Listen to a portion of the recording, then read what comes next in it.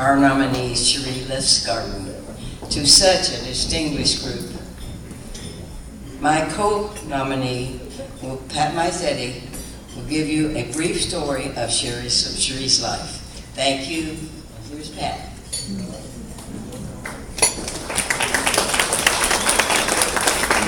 Good evening. My name is Mary Gong. I just want to congratulate Sheree. She's been a wonderful friend, a wonderful helper there in Patterson. Thank you.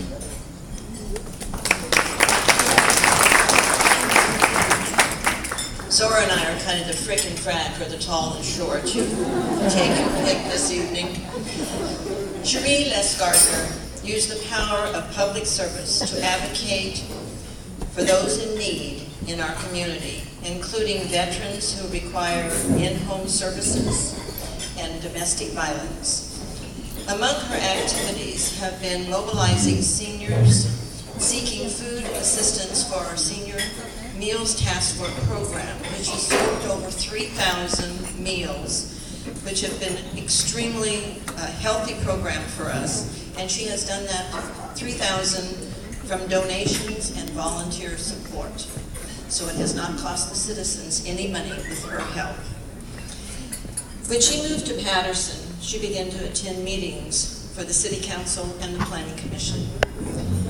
She realized with those meetings that she needed to get involved locally to have the representation for the majority for the entire community. She ran for the City Council herself and was elected in 2012. Since she cares deeply about her community and wants to make sure that the children can have a safe and secure environment in their living household, she is a believer in the power of public service, which is why she has taken on social causes and volunteer efforts over the years. She is the founder of the Patterson Residential Ethics and Safe Service of Patterson's Community Capitol Building Initiative. She believes in government. She believes in playing a part in the role of helping our community to make our citizens a better place for them to live. It is my pleasure to introduce to you our outstanding woman for 2014, Sheree.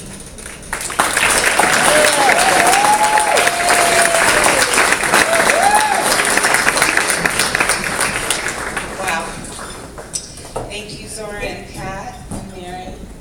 Such an honor to be nominated by other honorees, and it's just wow. It's a wow moment for me. Thank you to the commission for this honor. It's such an honor. I want to give a shout out to my mother in spirit. She's not with me any longer, but my mother, Glenda, taught me to think out of the box. She taught me to be creative, and she taught me to be different. She taught me that that's okay to be different. So I thank you, Mom, for that. So when I got this award and I was thinking about what am I going to say, what's my speech going to be like, it just happened to be the same night that the Oscars was on. Okay? And the most outstanding speech that night was a young girl named Lupita. And I don't know if any of you saw the speeches, but one of the things that she said was, "May this award remind me and every little child, no matter where you're from, your dreams are valid." And I believe that. Another thing that happened at the Oscars was they did a tribute to The Wizard of Oz. And it's so interesting that they did that because one of the things that my mother and I shared was The Wizard of Oz. And I'm going to date myself here because I was watching The Wizard of Oz when it came on once a year around Thanksgiving, and you couldn't wait, right? And all of you know the story of The Wizard of Oz, right? It's a girl who was bullied by a witch, and she went into a dream, and she gathered some friends, and she fought back, and she won, and she got home safe. So let me tell you a little bit about my take on that. So first of all, the first question that she's asked when she lands into Oz is, are you a good witch or a bad witch? Well, We all want to strive to be a good witch, right? But when you want to fight for something that you believe in, and when I want to fight for something that I believe in, well, I get on that broom and I'm the wickedest witch that you've ever seen. And it's worth it. There's a payment involved, and it's in your soul. I don't do the things that I do for awards. I do them because they're needed, and it means something to me because, as they told you, I was a survivor of domestic violence, 13 years, 28 over 30 stitches on my face, scars on my arms. It was pretty dramatic. 5 children. So, you know, Dorothy, all she wanted to do was go home. So what is home? Well, when you're out on the street homeless with 5 children, you kind of ask yourself that question. And when you look into your children's eyes, that's where it is. It's in their eyes. It's in the loved ones that you share your life with. That's where your home is. There's a house that's a structure, but what makes it a home is the love and the caring for each other inside. So Dorothy's dreams, I've got dreams, everybody has dreams, follow your dreams.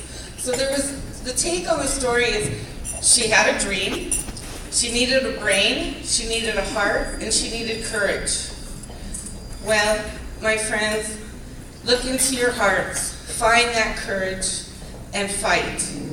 Fight for what is right, and I will be right there with you. If you need my help, call me up, and I will be right there with you. Because dreams are about following your yellow brick road. And when you have good friends and family helping you to follow that yellow brick road, there couldn't be a better reward at the end. So I want to thank my husband, Jeff, my 5 children, Brandon, Chase, Kyle, Garrett, and Amanda, all my lovely friends that are here with me tonight, all the honorees, and congratulations to all of you. And I'm so honored to be I have sat in the background just admiring a lot of you without you even knowing it. So I'm just ecstatic to be on this list with you. So back to thanking everybody. Thank you all. Thank you for helping me along my yellow brick road. And thank you for helping me to always remember there's no place like home.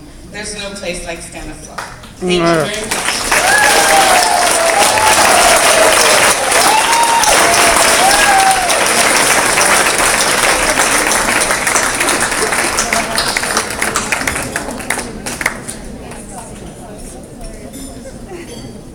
Our next honoree, Carol